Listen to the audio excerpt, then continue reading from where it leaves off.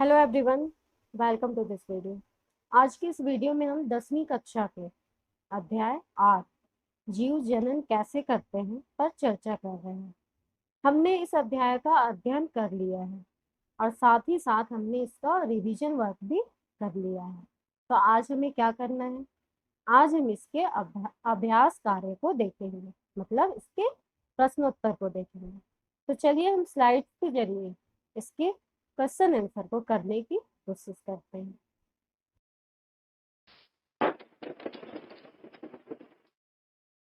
तो बुक में जो पहला प्रश्न दिया गया है वह है अलैंगिक जनन मुकुलन द्वारा होता है। 4 ऑप्शन दिए गए हैं, अमीबा, ईस्ट, प्लाज्मोडियम और लेशमानियम। तो इसका उत्तर होगा ईस्ट। ईस्ट में अलैंगिक जनन जो है वह मुकुलन द्वारा होता है।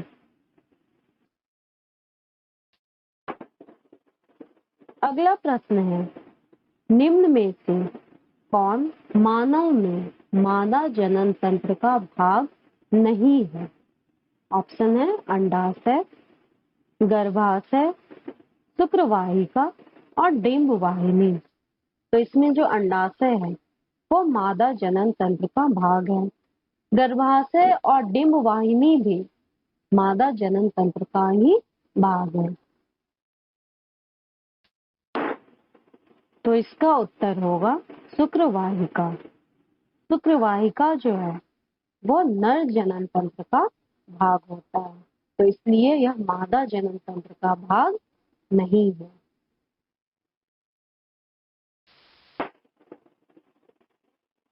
तीसरा दिया गया है, पराग कोश में होते हैं।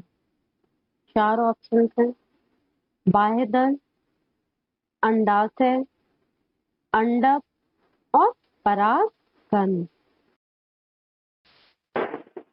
तो इसका उत्तर होगा परागकण। पराग कोश में परागकण होते हैं। चौथा प्रश्न दिया गया है, अलैंगिक जनन की अपेक्षा लैंगिक जनन के क्या लाभ हैं? तो अलैंगिक जनन की अपेक्षा लैंगिक जनन के लाभ निम्नलिखित हैं।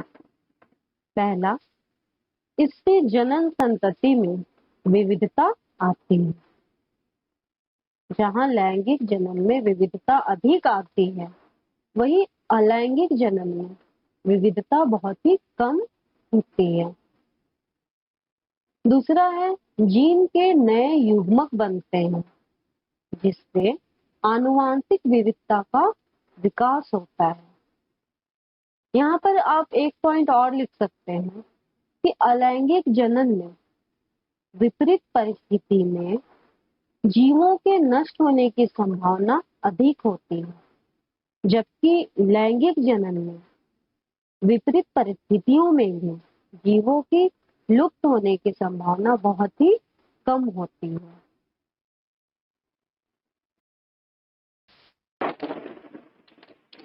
पांचवा प्रश्न है, मानव में वृषण के क्या कार्य हैं?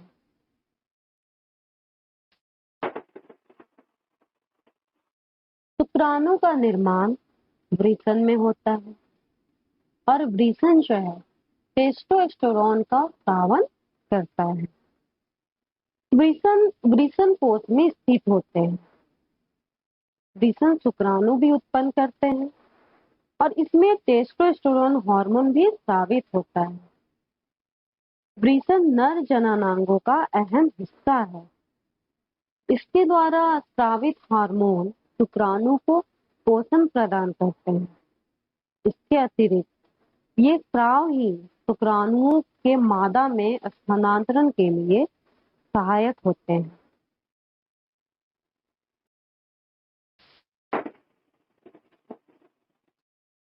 अब है, ऋतुस्राव क्यों होता है?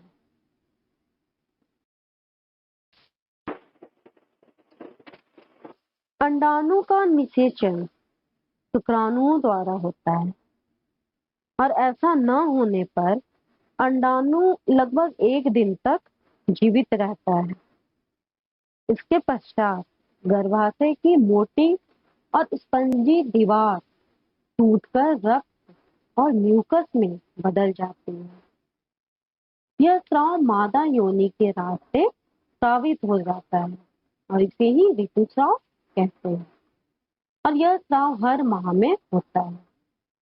तो इसे आप ऐसे पॉइंट वाइज भी लिख सकते हैं कि पहला पॉइंट, गर्भाशय की अंतःभित्ति मांसल एवं स्पॉन्जी हो जाती है।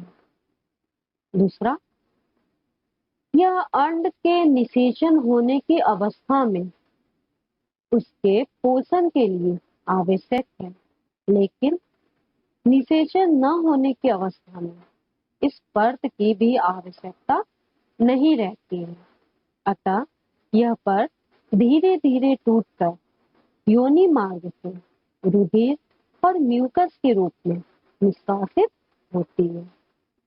इस चक्र में लगभग 1 मास का समय लगता है तथा इसे ऋतुस्राव या रजोधर्म कहते हैं।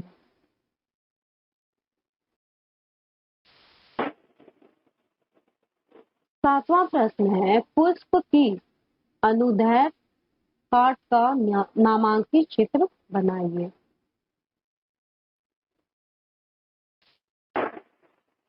तो यहाँ पर आप पुष्प के अनुदैर्घ्य काट को देख पा रहे हैं, जिसमें आपको स्त्री केसर भी दिखाया गया है, पुंकेसर भी दिखाया गया है, बाह्य दल को भी बताया गया है, अंड या अंड कोशिका को भी नामांकित किया गया है।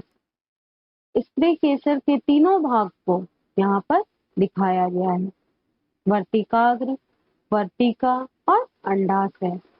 ये तीनों जो हैं स्त्री केसर के भाग हैं। स्त्री केसर क्या हुआ? मादा जनानांग। वहीं पुंकेसर के भी दोनों भाग को दिखाया गया है, परागकोश और तंतु। ये जो है पुंकेसर के भाग हैं। पुंकेसर क्या है? नर जनानांग। तो इस पिक्चर को आप अपने नोटबुक में ड्रॉ करेंगे, बनाएंगे और साथ ही साथ इसके नाम भी जरूर लिखेंगे।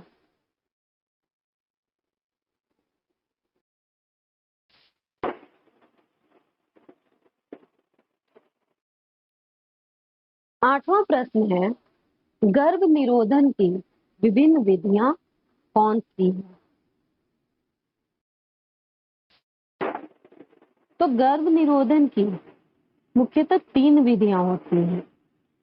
पहला है अवरोधक विधियां, दूसरा है रासायनिक विधियां, तीसरा है लूप अथवा कॉपर टी। अवरोधक विधियां क्या है? तो एक तरीका यांत्रिक अवरोध का है, जिससे शुक्राणु अंड कोशिका तक न पहुंच सके।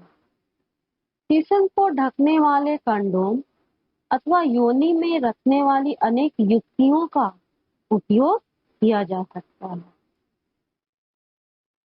दूसरा होता है रासायनिक विधियां। तो दूसरा तरीका शरीर में हार्मोन संतुलन के परिवर्तन का है, जिससे अंड का मोचन ही नहीं होता है, अतः निषेचन नहीं हो सकता। ये दवाएं सामान्यतः गोली के रूप में ली जाती हैं। फिर आता है लूप अथवा कॉपर टी। तो गर्भधारण रोकने के लिए कुछ अन्य युक्तियां जैसे कि लूप या कॉपर टी को गर्भाशय में स्थापित करके भी किया जाता है। इसके बाद आता है शल्य क्रिया। यदि पुरुष की शुक्रवाहिकाओं को अवरुद्ध कर दिया जाए तो शुक्राणुओं का स्थानांतरण रुक जाएगा। इसे हम पुरुष नसबंदी कहते हैं। और यदि स्त्री की अंडवाहिनी या फैलोपियन नलिका को अवरुद्ध कर दिया जाए तो यह अंड जो है वह गर्भाशय तक नहीं पहुंच सकेगा। दोनों ही अवस्थाओं में निषेचन नहीं हो पाएगा। शल्य क्रिया तकनीक द्वारा इस प्रकार के अवरोध उत्पन्न किए जा सकते हैं।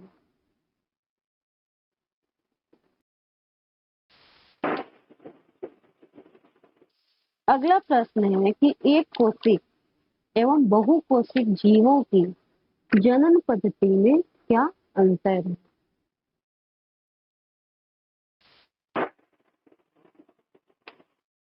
तो एक कोशिक जीवों में सरल संरचना होती है, इसलिए उनमें अलैंगिक जनन होता है और जनन के लिए इनमें विशेष अंग भी नहीं होते हैं।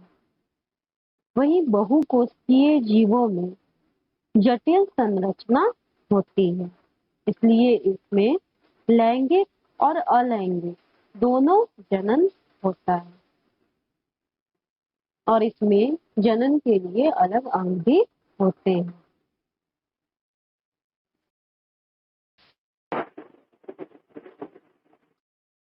अगला प्रश्न है, जनन किसी स्पीशीज की समष्टि के स्थायित्व में किस प्रकार सहायक है?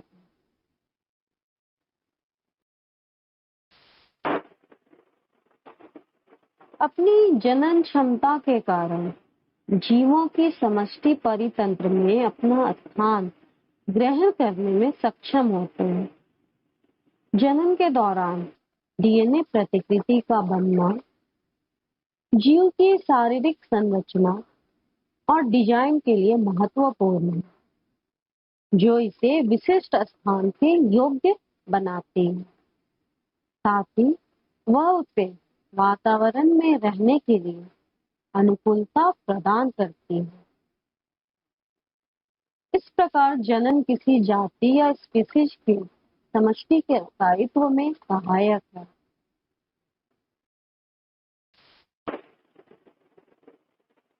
अगला आता है, गर्भ निरोधक युक्तियां अपनाने के क्या कारण हो सकते हैं?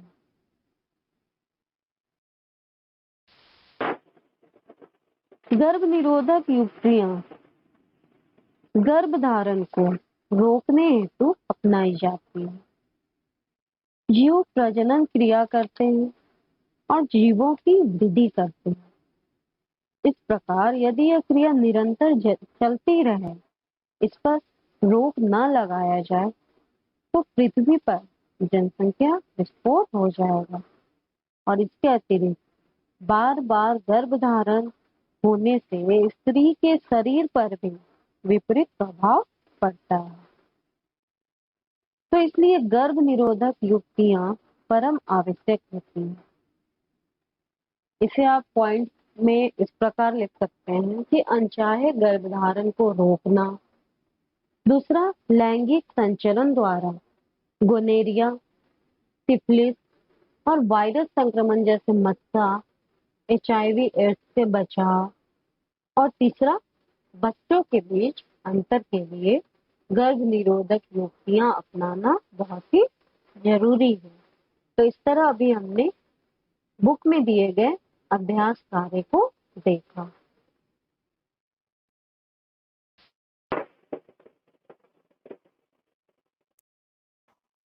तो इस तरह आज हमने इस अध्याय के प्रश्नोत्तर को यानी अभ्यास कार्य को देखा है।